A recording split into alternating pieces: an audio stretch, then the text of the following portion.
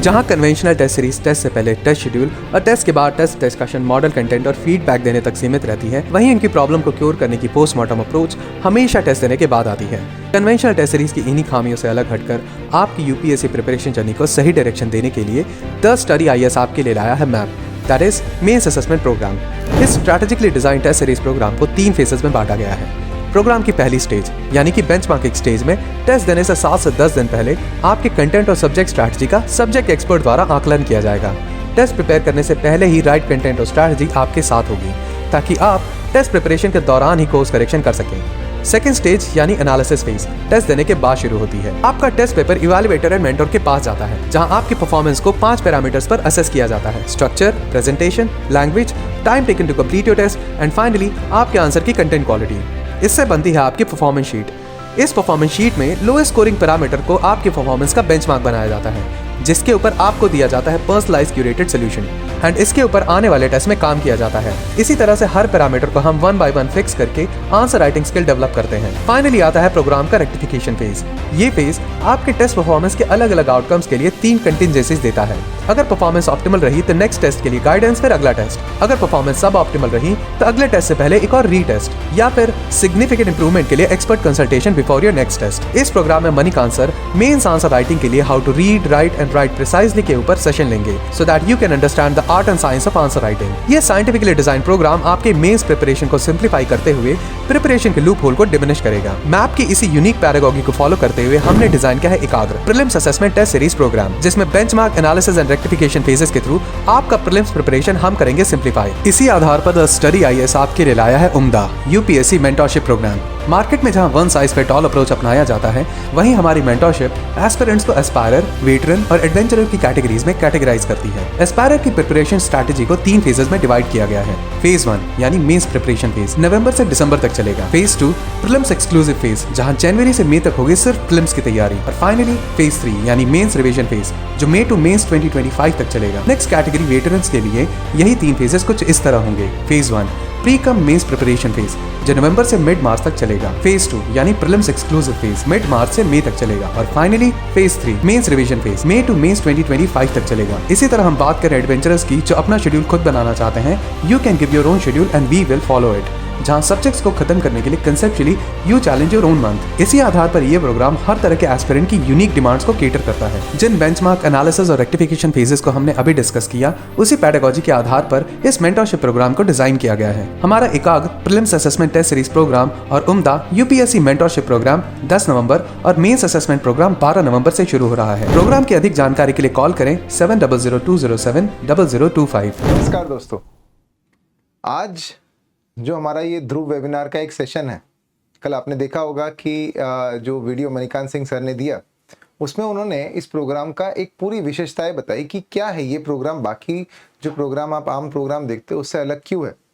तो उसी को आगे बढ़ाते हुए आज मैं आपको ज्योग्राफी के इस एस्पेक्ट के बारे में कि ज्योग्राफी को आम तौर पर कैसे पढ़ा जाता है, मगर उसको किस तरीके से पढ़ा जाना चाहिए, इसके बारे में थोड़ी जानकारी दूंगा।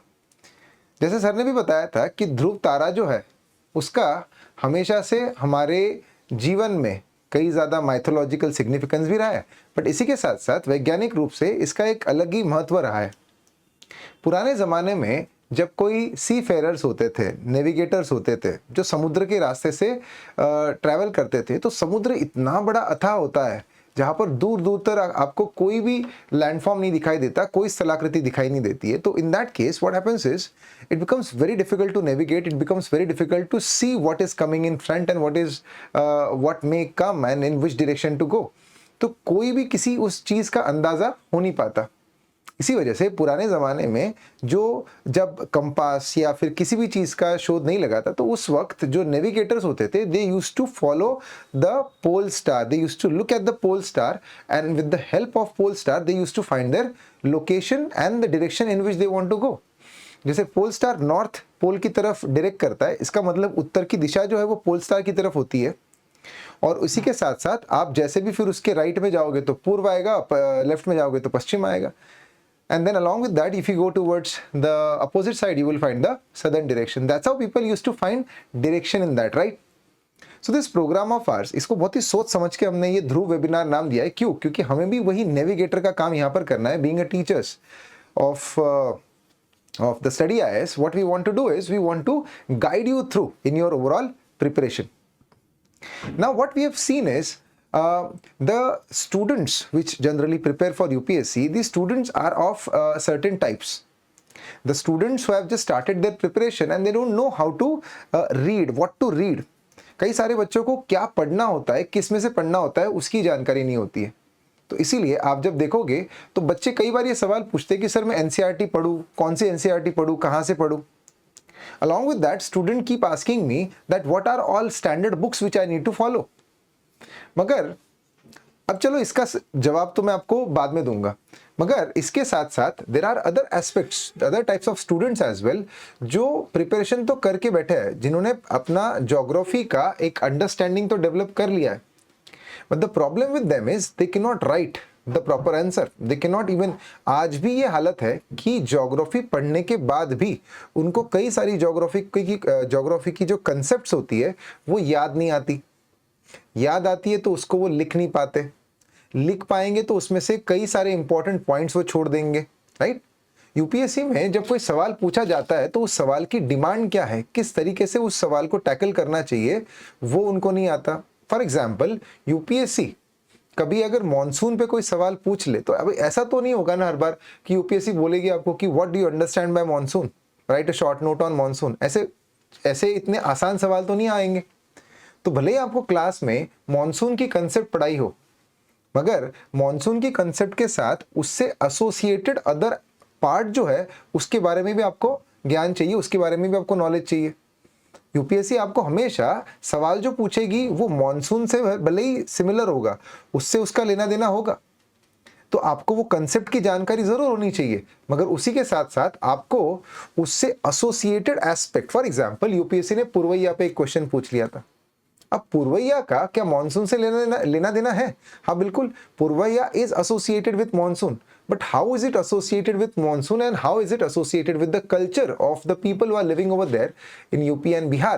That plays very important role in getting the significant marks. तो क्या ऐसा स्ट्रैटेजी बनाया जाए जिसमें यूपीएससी के इन सवालों को टैकल कर लिया जाए? हर साल यूपीएससी कुछ ऐसे सवाल पूछती है जो बिल्कुल ऐसे होते हैं जो किताबों में आपको नहीं मिलेंगे। आपने कई बार देखा होगा कि स्टूडेंट्स जो है वो टीचर्स को इसलिए ब्लेम करते हैं कि यार कोचिंग्स में जो पढ़ाया जाता है ना, वो जो एग्जाम होती है यूपीएससी में वो नहीं आता। तो भाई ऐसा है कि एग्जैक्ट जो यूपीएससी पूछ रही है वैसा की वैसा तो आपको कोई भी प्रेडिक्ट नहीं कर पाएगा। मगर हाँ, ये बात जरूर है कि जो टीचर आपको जितना ज्यादा डाइवर्सिफाइड तरीके से पढ़ा देगा, जितना ज्यादा चीजों को इंटरलिंक करके पढ़ाएगा, सब्जेक्ट की इंटरलिंकिंग को समझाएगा, उतना ज्यादा आप उन कंसेप्ट को पढ़ने के बाद उसके उत्तर लिखने में भी आपको आसानी होगी।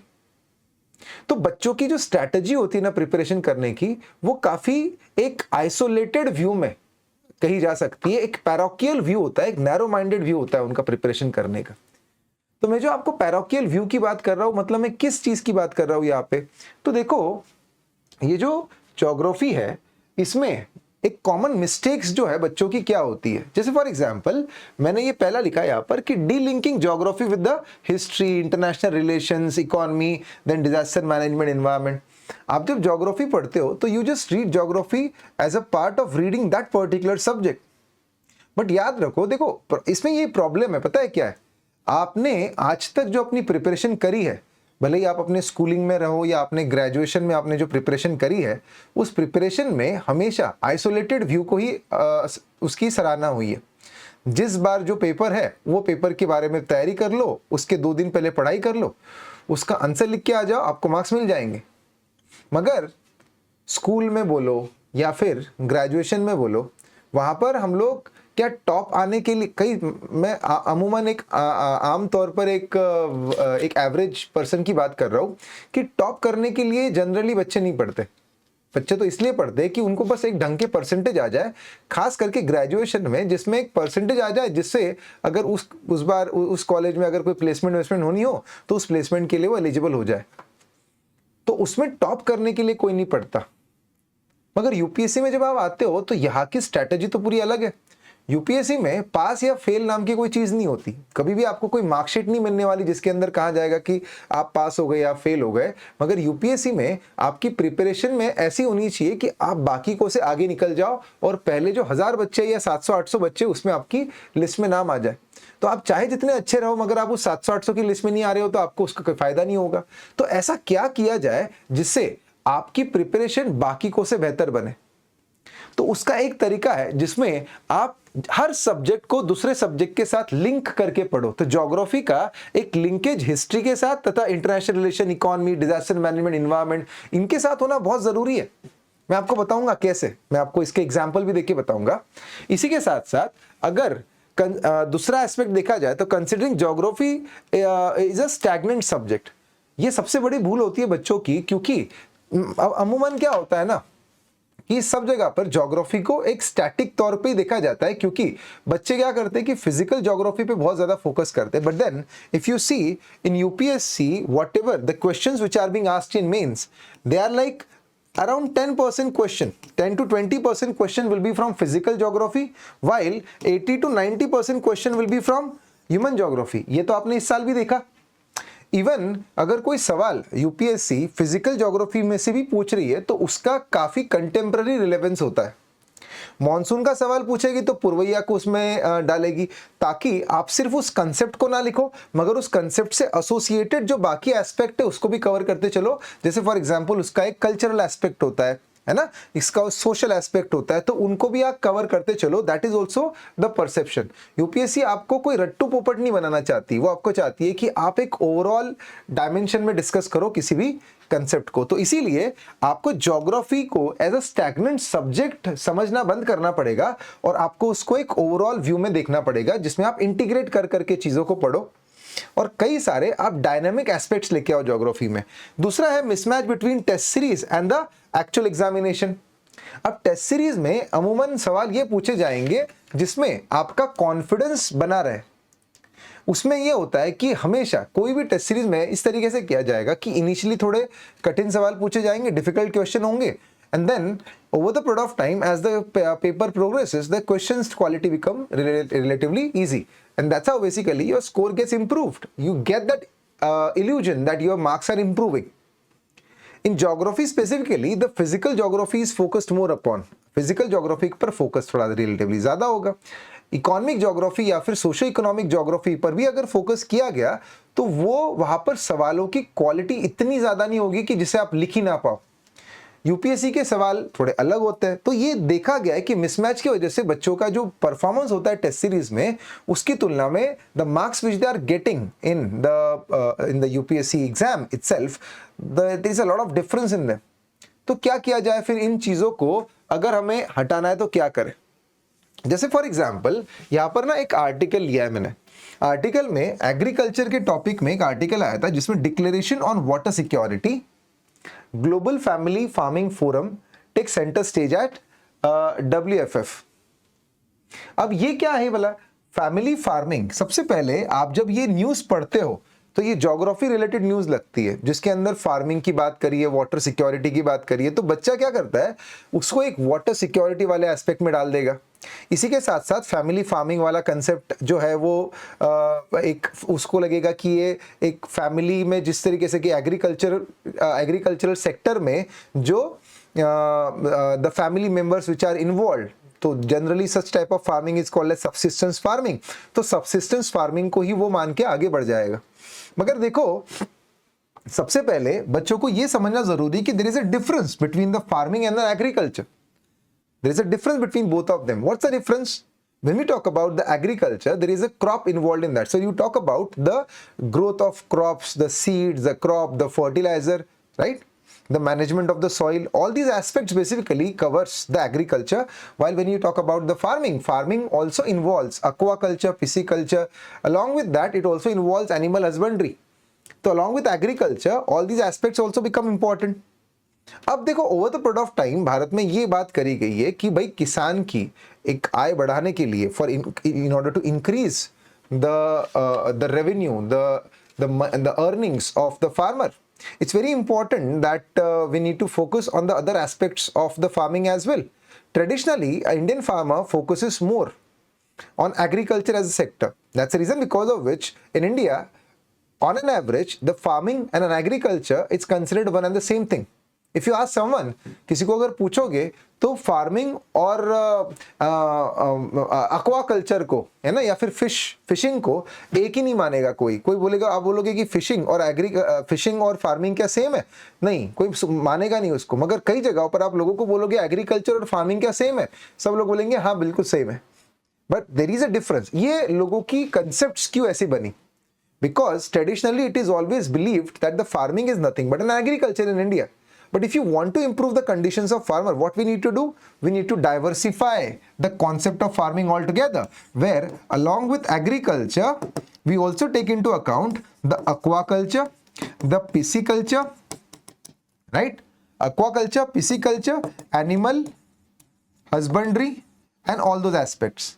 और इसी के साथ साथ जब हम फैमिली फार्मिंग की बात करते हैं तो फैमिली फार्मिंग में क्या आता है? तो इसमें we also have to focus कि भाई फैमिली फार्मिंग में the family members are involved in all the aspects of farming practices, भले वो एक्वाकल्चर रहे, पिसिकल्चर या कुछ भी रहे, उसमें फैमिली मेंबर्स का ही इन्वॉल्वमेंट होगा। तो फैमिली छोड़ के बाहर के लोगों को उसमें इन्वॉल्व नहीं किया जाएगा। That's a part of family farming. This is the new concept, isn't it? तो ये जो है इसका पूरा जो डिस्कशन है, तो यू नीड टू, आप जब ये आर्टिकल पढ़ते हो तो उस आर्टिकल को पढ़ने के साथ साथ आप इन कंसेप्ट्स को एक बड़े होराइजन में देखो, इसका एक ओवरऑल ब्रॉड एस्पेक्ट देखो। When we talk about family farming here, basically it's also part of the zero budget natural farming. क्या rather we can say family farming का ही एक aspect zero budget natural farming भी हो सकता है। Zero budget में you don't need to spend any money from your pocket and still the farming is possible. But zero budget natural farming में आपको लेबर लगाना पड़ेगा क्या? नहीं, अगर आप फैमिली फार्मिंग की बात कर रहे हो, if the people of your family itself are involved in an agriculture, isn't it? तो इसीलिए आप जीरो बजट नेचुरल फार्मिंग के साथ भी इसको लिंक करो। When the concept of farming would come, family farming, जिसमें agriculture, aquaculture, pisciculture, so this practice is very important in the area where the dryland agriculture is being performed. Bharat में अगर आप northern plain को छोड़ के अगर बाकी जगह पर जाओ तो वहां पर agriculture as a sector could not develop much. Why? Because इधर the soil is not fertile enough, and if the soil is fertile then that region does not have enough water. तो उस केस में क्या है, फिर वहां पर aquaculture, animal husbandry, इनको ज्यादा फोकस करना चाहिए, so that will be able to improve the conditions of the farmer, isn't it? तो उस केस में भी एक ड्राईलैंड एग्रीकल्चर की भी केस में उसको देखा जाना चाहिए। So that's how basically you analyze the article when you are preparing for the mains examination. Broad perspective लेके आपको डिस्कशन करना पड़ेगा, नहीं? चलो अगला बात करते हैं सिलेबस। सिलेबस क्या यूपीएससी का, एक बार आपको वो बताता हूं और उसके बाद आपको ये बताऊंगा कि चीजों को इंटरलिंक करके कैसे देखा जाता है। How we are going to help you.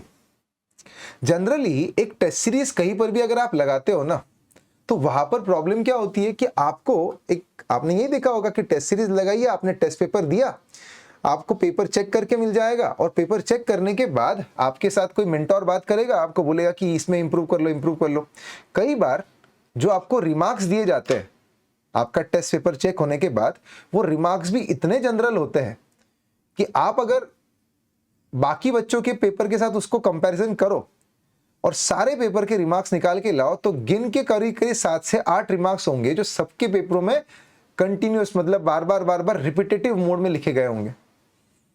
तो प्रॉब्लम क्या है यहाँ पे? Generally, the papers are being evaluated by all the students only, the student fraternity who could not clear their mains. I've seen some of the reputed coaching institutes. They are evaluating, quite reputed coaching institutes who are evaluating the papers of the students from the students who couldn't clear the exam. जिन्होंने आज तक prelims भी नहीं clear करी, वो बच्चे check करते हैं। एक कॉपी चेक करने के they get significant monetary benefits. That's why students try to check as many copies as possible in a single day itself so that they'll be able to earn more money. इसी चक्कर में remarks में गड़बड़ हो जाती है। अब इसीलिए बच्चे जो होते हैं ना, उनको उसका बहुत ज्यादा फायदा नहीं हो पाता। जिनका पेपर चेक होके आया है उनको लगता है कि बार बार वही रिमार्क क्यों मिलता है। आपने पहला पेपर लिखा, दूसरा, तीसरा, इतने सारे पेपर चेक करने के बाद जब आपको रिपीटेड रिमार्क्स लगते हैं, आप पहली बार तो रिमार्क्स को सीरियसली लेते हो, उस पर इंप्रोवाइज भी करते हो, मगर आपको दिखता है कि इम्प्रोवाइज करने के बाद भी आपको वही रिमार्क्स वापस मिल गया, तो फायदा क्या है फिर उस चीज का? नहीं।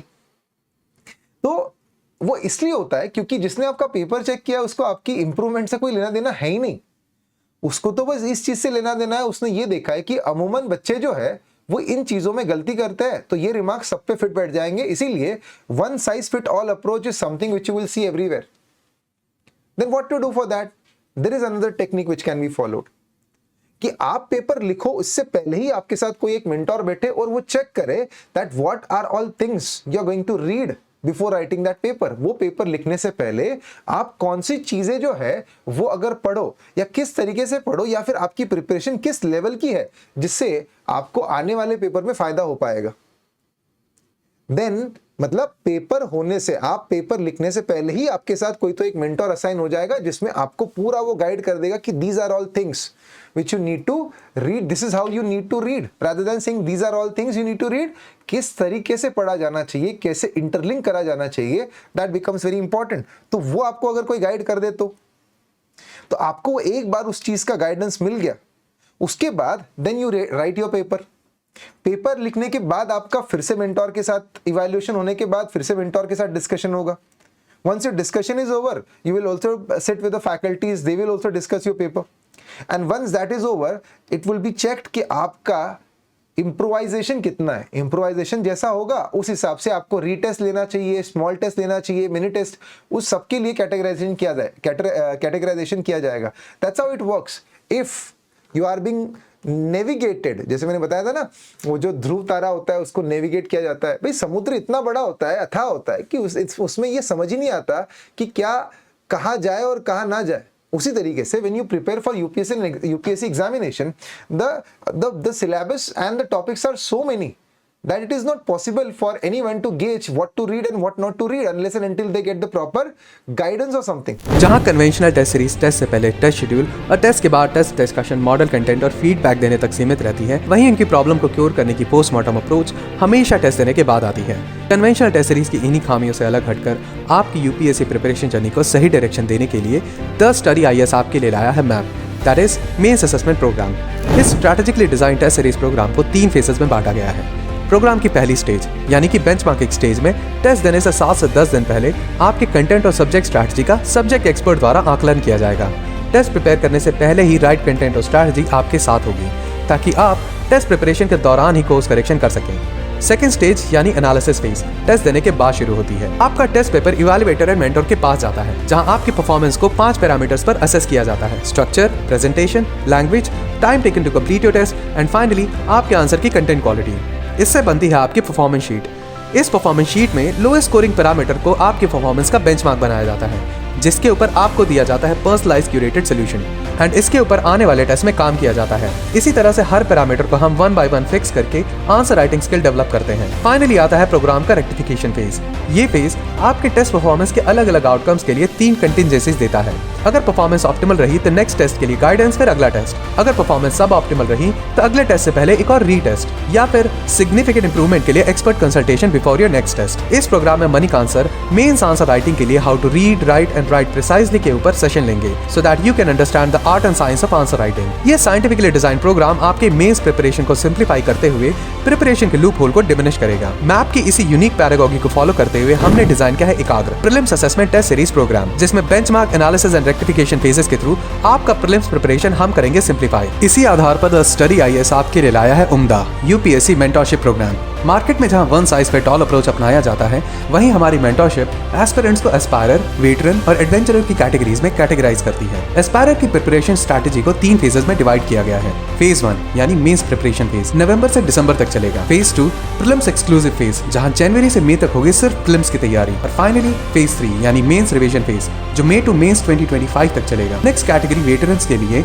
यही 3 फेजेस कुछ इस तरह होंगे। Phase 1 pre cum mains preparation phase जो नवंबर से मिड मार्च तक चलेगा। फेज 2 यानी prelims exclusive phase mid March से मई तक चलेगा। और finally phase 3 mains revision phase मई टू मेंस 2025 तक चलेगा। इसी तरह हम बात करें एडवेंचरर्स की जो अपना शेड्यूल खुद बनाना चाहते हैं, you can give your own schedule and we will follow it. जहां सब्जेक्ट्स को खत्म करने के लिए conceptually you challenge your own month. इसी आधार पर यह प्रोग्राम हर तरह के एस्पिरेंट की यूनिक डिमांड्स को केटर करता है। जिन बेंचमार्क एनालिसिस और रेक्टिफिकेशन फेजेस को हमने अभी डिस्कस किया, उसी पेडागोजी के आधार पर इस मेंटरशिप प्रोग्राम को डिजाइन किया गया है। हमारा एकाग्र prelims assessment test series program और उम्दा यूपीएससी मेंटरशिप प्रोग्राम 10 नवंबर और मेंस असेसमेंट प्रोग्राम 12 नवंबर से शुरू हो रहा है। प्रोग्राम की अधिक जानकारी के लिए कॉल करें 7002070025। इसीलिए वो गाइडेंस होना बहुत जरूरी। तो मैं इसकी बात, सिलेबस की अगर बात करें तो आप अगर देखो यूपीएससी की प्रिपरेशन का एक सबसे इंपॉर्टेंट एस्पेक्ट है, पहले तो सिलेबस को आप डिकोड करो, समझो कि क्या है सिलेबस। फर्स्ट ऑफ ऑल मेरा तो ये मानना है कि हर एक बच्चे ने जो यूपीएससी की प्रिपरेशन करने बैठा है उसने सबसे पहले सिलेबस को ही पढ़ना चाहिए। बाकी आप एनसीईआरटी तो साइड में रखो, सबसे पहले आपने सिलेबस को पढ़ना चाहिए। उसको पढ़ो और समझो क्या सिलेबस क्या बताना चाह रहा है, किसकी ओर आपको इशारा करा जा रहा है।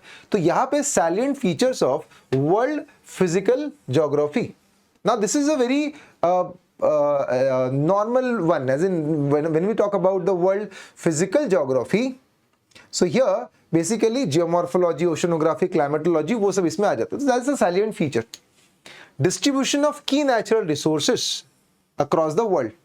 अब देखो यहाँ पर प्रॉब्लम ये है कि बच्चे ना इसको थोड़ा नजरअंदाज करते हैं। Why? Students feel as if when their mapping classes will be done, उनकी जब मैपिंग की क्लास होगी तो वर्ल्ड में कौन कौन से देशों में कौन कौन से नेचुरल रिसोर्सेज डिस्ट्रीब्यूटेड है वो उनको बता दिए जाएंगे। कि भाई यूरेनियम की बात करें तो Kazakhstan and Australia, these are the countries which have significant amount of uranium. Rare earth elements are there with China, rare earth elements are used for this things and all. उसके बाद में iron और कोल, इनके distribution की बात कर दी जाएगी। ज्यादातर ज्यादा किस रीजन में वो होता है, कैसे बनता है, वो सब की बात कर ली जाएगी। But is this the one you need to discuss when we are talking about distribution of the key natural resources. मैं बताता हूं कि उसको किस तरीके से हम लोग पढ़े तो उसका ज्यादा इंपैक्ट होगा। फर्स्ट ऑफ ऑल एक बेसिक चीज जो आपको पढ़ी जानी चाहिए, जो हाँ आप सभी लोग पढ़ाते हैं कि भाई how the resources are distributed. Resources जो है वो किस तरीके से डिस्ट्रीब्यूटेड है। मैं अगर पढ़ूं तो मैं इस तरीके से देखूंगा कि भाई विश्व में जो पैंजिया और पैंथेलासा जो था, तो पैंजिया में लॉरेशिया, गोंडवाना, लॉरेशिया के कितने कॉन्टिनेंट्स है, गोंडवाना के कितने कॉन्टिनेंट्स है, and what is the pattern of distribution of natural resources in the Laurasia and the Gondwana land. That's the first aspect I take into account. अब जब मैं लेट्स सपोज कोल डिपॉजिट्स की बात करता हूं तो भाई ये देखा गया है कि लॉरेशियन रीजन जो है वहां पर coal is relatively of better quality. वैसा क्यों हुआ? Because when the Pangaea got broken down into two parts, the Laurasia started moving towards north while the Gondwana land started moving towards west. तो Laurasia जब north की तरफ जा रहा था तो वो इक्वेटर पास करके गया होगा। जब इक्वेटर पास करके गया तो there must be a time when the Laurasian landmass must have had a huge number of forest areas, क्योंकि जो इक्वेटर में होता है वहीं पे सबसे ज्यादा इक्वेटोरियल फॉरेस्ट होता है। So lots of forest areas must be there in the equatorial areas. अब वही forest over the period of time बने और जमीन के अंदर धस गए, and that's how basically the coal has formed. And then after that the Laurasia kept moving towards north. तो इसीलिए आज नॉर्थ अमेरिका, यूरोप, एशिया, ये आपको नॉर्थ में होने के बावजूद भी यहां पर कोल डिपॉजिट्स अच्छे खासी मात्रा में मिलते हैं। अब जबकि सोचा ये जा सकता है कि भाई कोल तो वहां मिले ना जहां पर ट्रीज बहुत सारे हो, एंड आज की तारीख में ट्रीज तो आपको अफ्रीका में मिलेगा, साउथ ईस्ट एशियन कंट्रीज में मिलेगा, you will find it in the South American countries. But why is it so that the coal is in a very good amount in Appalachian ranges, or was in the good amount, वो तो use हो चुका, but why it was there in the Appalachian ranges, why it was there in the Pyrenees region of Europe? तो ये समझना बहुत जरूरी है। तो देखो ये आपको सिर्फ डिस्ट्रीब्यूशन नहीं पढ़ना है, उसके पीछे का कारण भी समझना है आपको। For example when I talk about the distribution of mineral resources, ठीक है, तो rather than studying कि ये मिनरल इस देश में, वो मिनरल उस देश में, उस पहाड़ी पे, इस पहाड़ी पे, ये पढ़ने के बजाय ये समझो कि मिनरल किस जगह पर ज्यादा मिल सकता है। जाहिर सी बात है कि सी the world has various types of fold mountains, the new fold mountains and the old fold mountains, right? Bharat की बात करते हैं कि एक हो गया Himalaya is the young fold mountain while the Aravalli ranges are old fold mountains, correct. Himalaya की अगर बात करें, it's a high imposing mountain which is present on the surface. क्या हिमालय में मिनरल रिसोर्सेस नहीं है क्या? हाँ है, बहुत सारे मिनरल रिसोर्सेस है, but in order to excavate those mineral resources what we need to do is we need to excavate Himalayas itself. Himalaya को तोड़ना पड़ेगा। Is it possible? नहीं, वो पॉसिबल नहीं है, क्योंकि हिमालय को अगर तोड़ दिया तो वहां की बायोडायवर्सिटी लॉस बहुत ज्यादा हो जाएगी, मॉनसून का पैटर्न चेंज हो जाएगा, और आदमी के लिए जो सबसे इंपॉर्टेंट है पैसा, वहां पर पैसा ज्यादा खर्च होगा। You have to spend more money, है ना, you have to spend more money in order to extract mineral resources from there. तो वायबल होगा क्या वो एक्सट्रैक्ट करना? नहीं। अब दूसरी बात करते हैं अरावली। देखो, Aravalli is the second oldest mountain in the world ना। अरावली जो पहले था, जब बना था उस वक्त जो था, उसका हार्डली 30% बाकी रह गया, बाकी तो सारा इरोड हो गया। तो whatever mineral resources which were present within Aravallis, those mineral resources have got exposed now. क्यों? क्योंकि erosion होते होते होते अंदर के mineral resources अभी बाहर expose हो गए, and it becomes easy to extract those mineral resources from the surface. That's why one need to understand कि हमेशा ऐसी जगह पर मिनरल रिसोर्स मिलेगा जहां पर ओल्ड फोल्ड माउंटेन ज्यादा होंगे, जहां पर पुराने माउंटेन ज्यादा होंगे, जो एक्सकैवेट हो के अभी उनकी बची कुची जमीन बाकी रह गई, जहां पर मिनरल रिसोर्सेज अभी एक्सपोज हो गए। So these are the places where the mineral resources would be in plenty. Along with that mineral resources और कहां मिल सकते हैं? There are places where the rift valleys are there, right? Rift valleys, the cracks are there in the surface. जमीन के अंदर दरारें पड़ी हुई है। तो अब जमीन में अगर दरार ही चली गई तो whatever mineral which will be there inside, they will get exposed. खास करके ऐसी जगह पे दरार जाना जहां पर volcanic eruptions have taken place in the past. Don't you think so? वहां पर mineral resources और ज्यादा मिलेंगे। तो दुनिया में ऐसी जगह देखो जहां पर cracks जमीन के अंदर ज्यादा गई हुई है, और वो भी volcanic surface पे। That becomes easy for you to track down the distribution of mineral resources. समझ में आया आपको? तो just distribution of mineral resources नहीं पढ़ो, उसके साथ साथ आप ये भी पढ़ो कि वो क्यों हुआ। इसी के साथ साथ you need to understand how international relations have got developed according to that. उसके साथ, उसके हिसाब से how international relations have developed among the countries. नहीं, just because the oil is present in the Arabian nations, it becomes so important for us that we have to maintain our relations with the Arabian countries. चाके भी या ना चाके भी हम लोग उनके साथ संबंधों को खराब नहीं कर सकते. We have to maintain good relations with them. And along with that, you would see that the various nations have developed their relations on the basis of the resource requirement which are there, which are important for the nations altogether. नहीं, तो इसीलिए distribution of mineral resources का जो topic है, इसमें कहीं ना कहीं आईआर भी इन्वॉल्व हो जाता है, इंटरनेशनल रिलेशन भी इन्वॉल्व हो जाता है. तो आप जब पढ़ो तो सिर्फ ये मत पढ़ो कि नेचुरल रिसोर्सेज कैसे डिस्ट्रीब्यूटेड है, ये भी पढ़ो कि वहां पर जो आज जो देश है उन देशों के बीच में संबंध कैसे. For that matter distribution of key natural resources को अगर आप पढ़ रहे हो तो can't you study colonization also along with that. नहीं, कोलोनाइजेशन इंडस्ट्रियलाइजेशन जो हुआ वो भी कहीं ना कहीं रिसोर्सेज की वजह से ही तो हुआ. कुछ रिसोर्सेज भारत में ज्यादा थे, कुछ रिसोर्सेज यूरोप में ज्यादा थे. यूरोप जो है उसका भारत की तरफ या फिर साउथ ईस्ट एशिया की तरफ स्पाइसेस की वजह से ज्यादा झुकाव रहा, and then because of that they came into India and they have extracted later lot of mineral resources from India. तो कोलोनाइजेशन क्यों हुआ, है ना. इसी के साथ साथ जो वोयाजर्स थे, तो why voyagers have developed, why this voyaging has started in the different part of the world, how industrial revolution has happened, है ना. इवन द वर्ल्ड वॉर्स, लेबेंसरम की कंसेप्ट है. हिटलर जो है एक रैटजेल करके है, उसने लेबेंसरम की कंसेप्ट दी थी. तो वो लेबेंसरम की कंसेप्ट ये कहती है कि किसी भी देश को आसपास के रीजन को अक्वायर करना बहुत जरूरी है इन ऑर्डर टू ईट और in order to satisfy itself. Satisfy in the case जैसे एक आदमी को खाना खाने की जरूरत होती है, उसी तरीके से किसी भी देश को मिनरल रिसोर्सेज की जरूरत होती है अपने ग्रोथ के लिए. तो रैटजेल कहता है कि देखो, एक तो आप बाकी किसी देश पे हमला करके उनके मिनरल रिसोर्सेज को हथिया लो ताकि आप अपनी ग्रोथ कर लोगे, या फिर कोई और देश आपके ऊपर हमला कर देगा और आपको हथियार लेगा। इससे अच्छा क्या है, आप ही हमला कर दो। इस चीज को हिटलर ने जरूरत से ज्यादा सीरियसली ले लिया और हिटलर ने फिर बाकी देशों पे अटैक करके उनको अक्वायर करके अपनी जमीन बढ़ाने की कोशिश करी। That led to world war 2। You need to understand this, that even this aspect of the distribution of key natural resources is associated with what? It is associated with history. आप history में भी इसको ले जा सकते हो। Why Indus Valley civilization has developed the place where it has developed? जो Indus नदी के पास इंडस वैली सिविलाइजेशन वहीं पर क्यों डेवलप हुई? मेसोपोटामिया और इंडस वैली सिविलाइजेशन का आपस में जो ट्रेड होता था वो ट्रेड क्यों होता था, किन चीजों के लिए होता था? तो ऐसा क्या है उस रीजन में कि जेमस्टोन्स मेसोपोटामिया वाले रीजन में पाए जाते थे और उनका इंडस वैली सिविलाइजेशन के साथ एक ट्रेड होता था? ये चीजें समझना आपको बहुत जरूरी है, नहीं?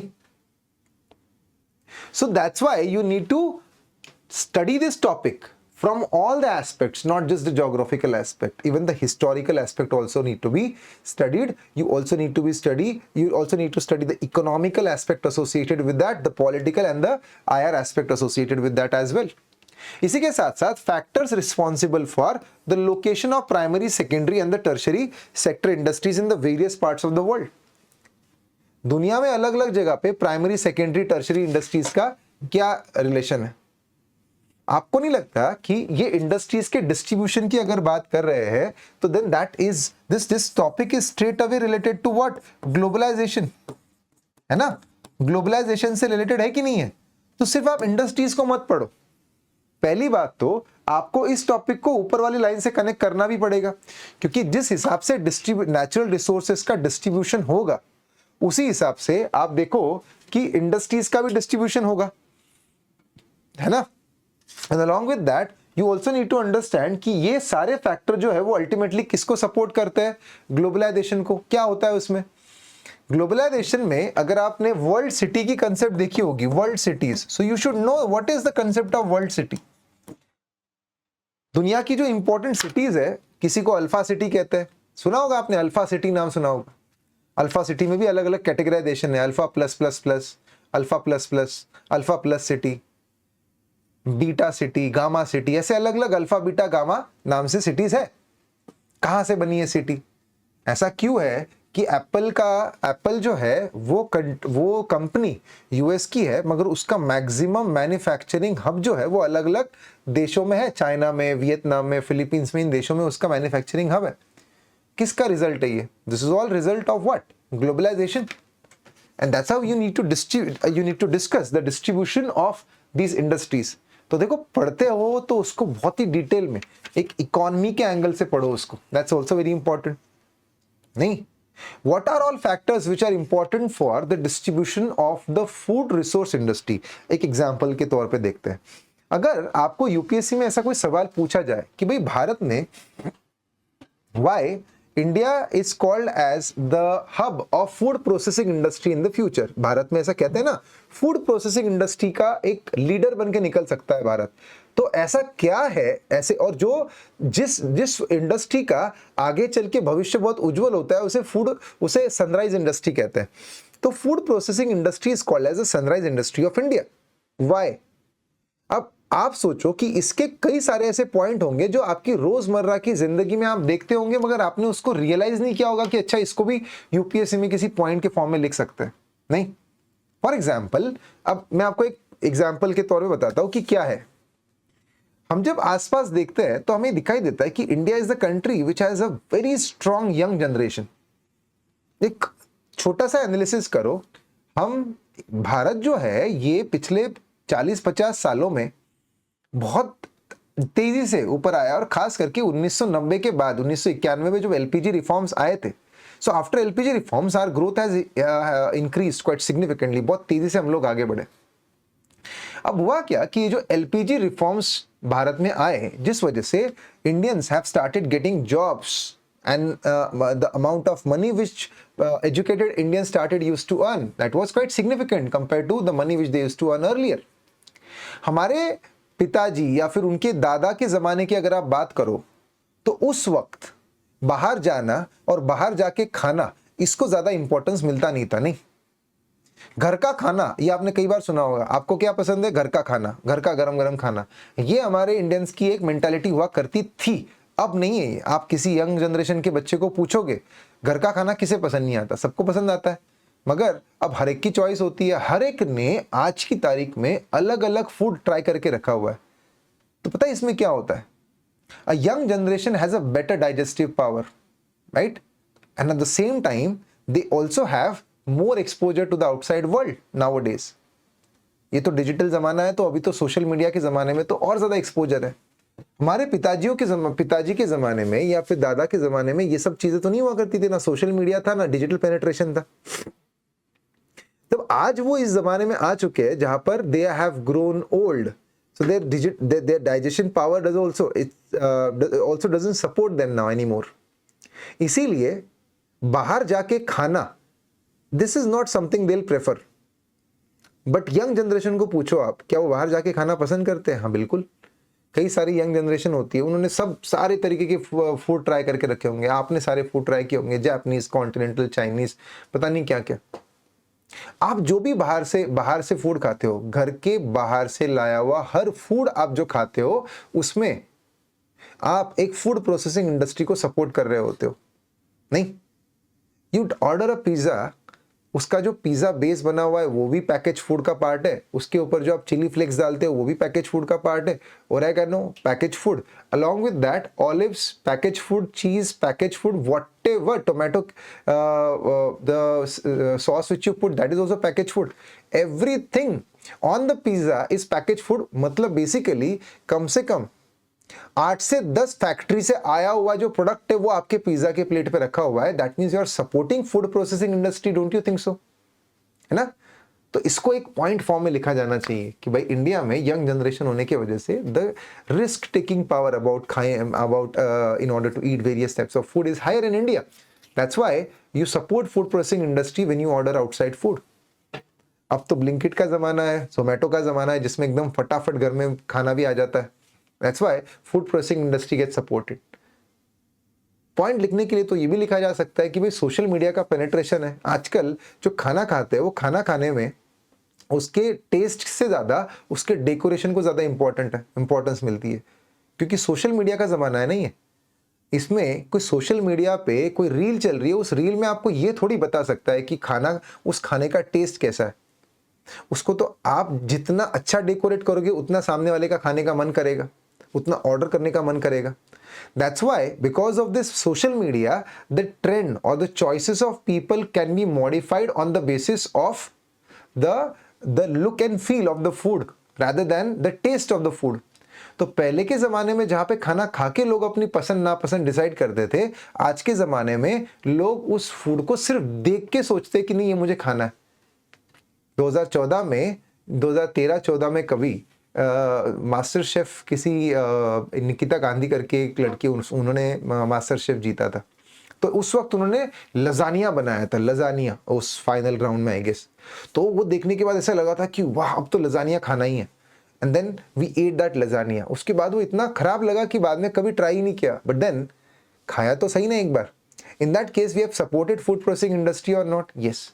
तो this is how you analyse. आप कहीं ना कहीं आपके जीवन में कुछ चीजें ऐसी होके गई है जो आपको एक प्रैक्टिकल एक्सपीरियंस देती है, और वो एक प्रैक्टिकल एक्सपीरियंस एक पॉइंट के फॉर्म में निकल के आ जाता है when you have to write some points in UPSC examination. Along with that, whatever things which are happening around you, that also gives you a significant idea about what point to write and what not to write in an examination. तो इस तरीके से अगर आप अपनी preparation रखोगे, so that will give you better judgment. Along with that, important geophysical phenomena such as earthquake, tsunami, volcanic activity and cyclone. इसमें ये देखो कि यूपीएससी किस तरीके के सवाल बार बार पूछ रही है। नहीं, साइक्लोन पे सवाल आता है, सुनामी सवाल आ चुका है। तो बेसिकली आप देखो यूपीएससी के सवाल किस पर है। अभी इसमें साइक्लोन पढ़ोगे तो सिर्फ साइक्लोन को मत पढ़ो, साइक्लोन से रिलेटेड उसके आसपास के सारे एस्पेक्ट्स पढ़ने। साइक्लोन को नाम कैसे दिया जाता है यूपीएससी ने पूछ लिया, उसकी कलर कोडेड स्कीम के बारे में यूपीएससी ने सवाल पूछ लिया। नहीं तो साइक्लोन, ट्रॉपिकल साइक्लोन कैसे बनता है ये तो यूपीएससी नहीं पूछ रही है, बट पूछ क्या रही है, कलर कोडेड स्कीम के बारे में पूछ लेगी, आईएमडी का, उसके नॉमेनक्लेचर के बारे में पूछ लेगी। तो आपको समझना यह है कि along with the topic, main concept you also need to understand the associated aspect of that main concept itself, है ना? हाउ टू स्टडी, तो अब इसका एक मॉडल बनाया हमने कि how to study, what are all things you need to keep in mind when you study. तो जिसमें strategizing preparation by firstly completing the standard books. कितना भी किसी ने बताया, मैं भी आपको बताऊंगा कि ये पढ़ो वो पढ़ो, इस तरीके से करना चाहिए, उस तरीके से पढ़ना चाहिए। सबसे पहले जो स्टैंडर्ड बुक्स है, मतलब जो आपकी एनसीईआरटीज है, उसको आपने खत्म करना तो है ही। Along with that whatever standard notes which you have और विच यू गेट, इवन हमारे क्लास में भी आपको जो नोट्स मिलेगी, बहुत मेहनत करके हमने कुछ नोट्स बनाए हुए, they are actually very good, we cover all the aspects of the each and every subject. You can go through those books and you will understand what kind of quality you are getting guys। तो standard books को cover करो। Previous year question पे हमने track रखना है। You need to सी कि UPSC बार बार किस पे फोकस कर रहा है। मॉनसून से लेके यूपीएससी ने 2-3 बार सवाल पूछ लिया है, तो उससे पता चलता है कि अच्छा UPSC is more focused on monsoon. Agriculture से रिलेटेड आप देखोगे तो हर साल यूपीएससी का एक सवाल जो है वो एग्रीकल्चर से रिलेटेड आ ही जाता है, नहीं? Check trend of questions and those present in news. Along with that, track similarity of questions related to prelims and mains. जैसे एग्जाम्पल के तौर पे prelims question on bell curve and mains question on demographic winter. नहीं, bell curve की बात करी UPSC ने ऐसे, और उसके बाद या डेमोग्राफिक विंटर की भी बात कर ली। तो बेल कर्व आपको पूछा गया था प्रीलिम्स में और डेमोग्राफिक विंटर पूछा गया मेंस में। सिमिलैरिटी है इसकी, आप ये चेक कर लो फिर कि बेल कर्व और डेमोग्राफिक विंटर में क्या सिमिलैरिटी है, नहीं? Along with that, assess the repetition of question related to physical geography and along with that the human geography as well। तो अब देखो इसमें फिजिकल ज्योग्राफी में जैसे 2015-2022 में यूपीएससी ने ओशन करंट पे सवाल पूछा, 2017 और 23 में फ्रेश वाटर रिसोर्सेज पे सवाल पूछा। इसका मतलब यूपीएससी में भी रिपीटेशन होता है, ऑल्दो जैसा कि वैसा सवाल तो यूपीएससी खैर नहीं पूछेगी, बट उस टॉपिक से रिलेटेड आपको सवाल वापस आ सकता है। There is always a chance that similar question or from that topic UPSC may ask you question। Second, inside preparation after finishing standard books, concrete analysis of GS paper 1 is also extremely important। अब आपको कुछ example के तौर पे भी अगर देखा जाए तो कुछ चीजें बता सकते हैं कि भाई यूपीएससी में कुछ सवाल आए, उसका अभी एनालिसिस कैसे किया जाता है और हम उसका एनालिसिस कैसे करेंगे आपके सामने। आप अगर हमारे पास आ रहे हो तो उसमें आप अगर खुद से प्रिपरेशन कर रहे हो तो बहुत अच्छी बात है, यू कैन डू दैट। जो मैंने आपको बता भी दिया अभी कि यूपीएससी की खुद की प्रिपरेशन भी अगर आप करने बैठोगे तो आपने क्या क्या करना चाहिए, what is the strategy we follow over here.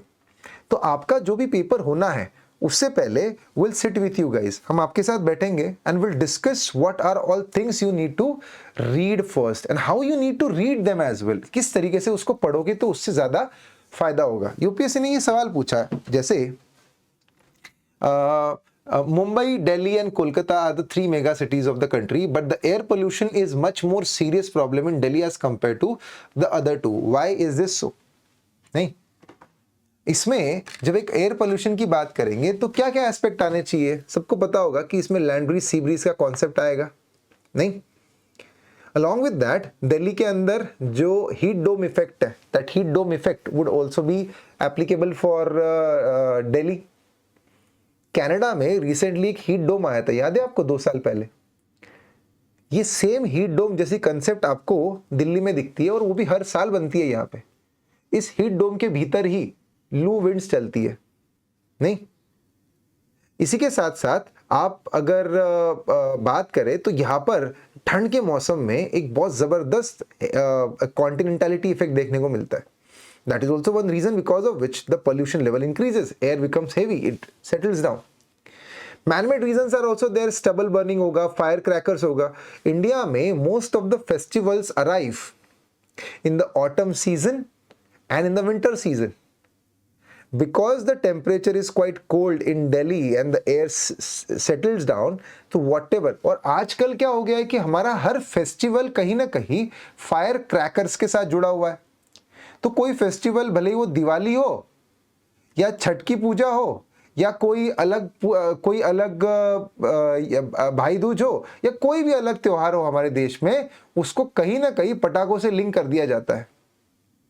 शादी ब्याह होगा इस सीजन में ज्यादा, उसमें भी पटाखे फोड़े जाएंगे, तो कहीं ना कहीं इन्वायरमेंटल पोल्यूशन बिकम्स डोमिनेंट। ये नहीं कह रहा हूँ कि आप बोलोगे कि सर कैसे दिल्ली में शादियां होती है, बॉम्बे में शादियां नहीं हो रही है, होती है, but then whatever pollution which gets released over there, that pollution gets driven away because of the land breeze during night. मगर दिल्ली में ऐसा कोई लैंड ब्रीज सी ब्रीज तो नहीं हो रहा है, so whatever pollution gets released, ठंड के मौसम में वो पोल्यूशन नीचे सेटल हो जाता है, that's why the pollution level increases more, नहीं? So these aspects you can write for writing this exam. UPSC ने एक सवाल भी पूछा था, the question was associated with the this purvaiya and all. I wanted to discuss that question with you guys. अभी अभी आया था, इसलिए ये पढ़ना जो है वो ज़्यादा रिलेवेंट है। Why is the south west monsoon called as purvaiya in Bhojpur region? How has the directional seasonal wind system influence the cultural ethos of the region? आप जब पुरवैया की बात करते हैं, साउथ वेस्ट मानसून, यहाँ पे सबसे पहले भोजपुर रीजन डिफाइन करना जरूरी। कौन सा है Bhojpur region? Eastern UP and western Bihar, वो जहां पर एक रीजन आता है उसे भोजपुरी रीजन कहते हैं। भोजपुर लैंग्वेज वहां पे ज्यादा बोली जाती है ना। If you look at India, अगर आप भारत को देखो तो भारत में ये है। So if you look at India, so here you would see that if this is the Bhojpur region, the Bay of Bengal branch arrives from here. तो monsoon भले ही साउथ वेस्ट मॉनसून होगा भारत में, if the monsoon is, even if the monsoon is south west in nature, अगर आप diagram देख सक रहे हो यहाँ पे, so even if monsoon is south west, जहां पर Arabian branch is coming from this side and south west monsoonal branch as in bay of Bengal branch is coming from this side over here, तो बिहार और UP में रहने वाले लोगों के लिए तो ब्रांच जो है मॉनसून की वो तो ईस्ट से आ रही है ना, इसीलिए उनके लिए क्या हो गया, वो पुरवैया, पूर्व से आने वाली पुरवैया, नहीं? So that is something you need to understand, इसीलिए उसको पुरवैया कहते हैं। तो ये एक्सप्लेन करो वहां पे, रीजन बताओ, डायरेक्शन बताओ विंड की, बे ऑफ बंगाल ब्रांच कहां से आती है वो सब बताओ, नहीं? तो इसीलिए उसको पुरवैया कहते हैं। सवाल ये भी उठता है कि भाई हमारे देश में जो पुरवैया आती है उसका हमारे कल्चरल इथोस से क्या लेना देना है, नहीं? What is the relation with the cultural ethos? पुरवैया जब आती है उसका मतलब मॉनसून का अराइवल, अब बारिश का मौसम आएगा, बारिश का मौसम आएगा तो खेती होगी, नहीं होगी? भारत एक कृषि प्रधान देश है, agriculturally dominant country. That's why what happens is generally you will see that in India rural to urban migration, मैं आपको वो पॉइंट बता रहा हूं जो बच्चे जनरली नहीं लिखेंगे। Rural to urban migration is very dominant in India, right? Why? Because in agriculture in most of the cases the people have very small land holdings, and that's why they cannot earn enough money out of it, so they go into city and they earn some money over there, send some money back home, and in meanwhile the lady of the house, maybe someone of old age people, they are taking care of the small land holding. But होता क्या है, जब पुरवैया आती है बिहार और UP में, तो उस वक्त बारिश का मौसम आता है, फसल उगाने का वक्त होता है, वो सीड बोने का सीजन होता है। उस वक्त चूंकि वहां के लोग, एक गरीब फार्मर जो है वो बहुत ज्यादा अफोर्ड नहीं कर सकता लेबर को लगाने के लिए, तो उनके जो गांव में गया हुआ उनका जो ये होते हैं मेल मेंबर्स, दे कम बैक होम, वो घर आते हैं खेती में काम करने के लिए।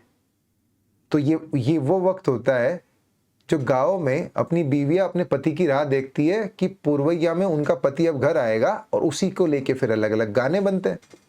That's why in India song such as kajri हो गया या चैती हो गया, such songs have developed and that has become the part of the cultural ethos. Along with that you would see that जो कुछ त्योहार होते हैं, जैसे तीज का त्योहार हो गया, देन छठ का त्योहार हो गया, ये त्योहार जो है वो भी पुरवैया के वक्त मनाए जाते हैं। that has also become part of the season, the पुरवैया and all. आप समझो, आपको इसको कल्चर के साथ कनेक्ट करना था, तो इसका मतलब you need to understand the art and culture as well. Art and culture जो आप पढ़ते हो तो उसको आपको कहीं ना कहीं कनेक्ट करना है ज्योग्राफी के साथ। This is a new relation which you have to establish, isn't it?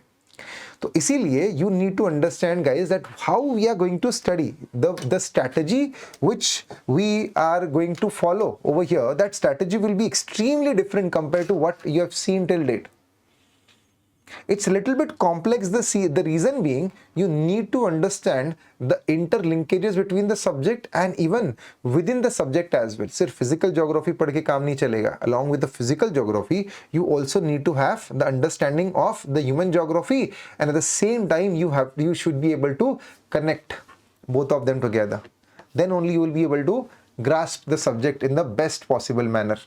The same goes with the other subjects as well. This is something we are going to try and inculcate in you guys so that you'll be able to fetch more marks. तो चलो फिर आज यहीं पे रुकते हैं. Hope you have understood and gained something from this particular discussion of the geography. Meet you in person in the study IIS. Thank you.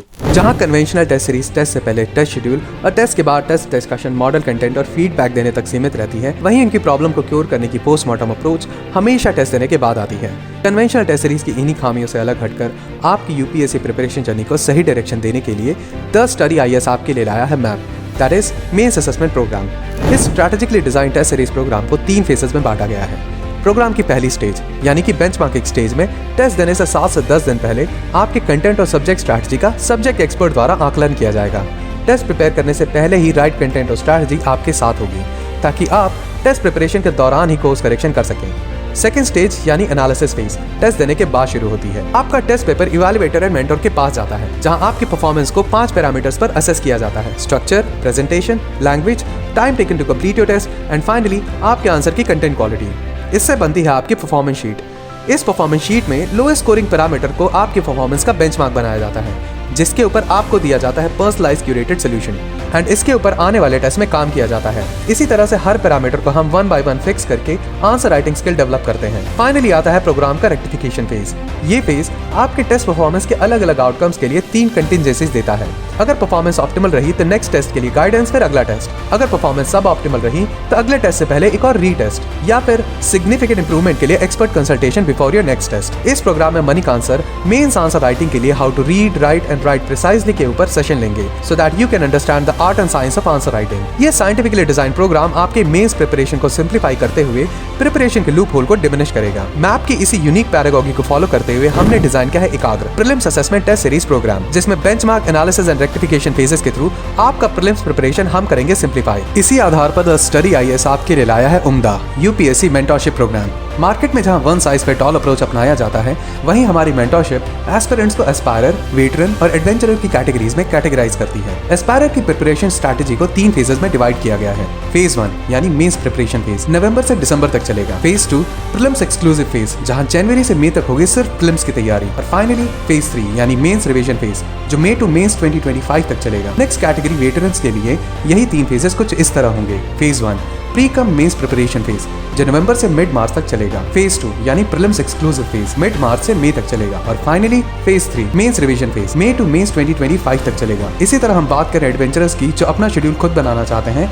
You can give your own schedule and we will follow it, जहां subjects को खत्म करने के लिए conceptually you challenge your own month. इसी आधार पर यह प्रोग्राम हर तरह के एस्पिरेंट की यूनिक डिमांड्स को केटर करता है. जिन बेंचमार्क, एनालिसिस और रेक्टिफिकेशन फेजेस को हमने अभी डिस्कस किया, उसी पेडागॉजी के आधार पर इस मेंटरशिप प्रोग्राम को डिजाइन किया गया है. हमारा एकाग्र prelims assessment test series program और उम्दा यूपीएससी मेंटरशिप प्रोग्राम 10 नवंबर और मेंस असेसमेंट प्रोग्राम 12 नवंबर से शुरू हो रहा है. प्रोग्राम की अधिक जानकारी के लिए कॉल करें 7002070025.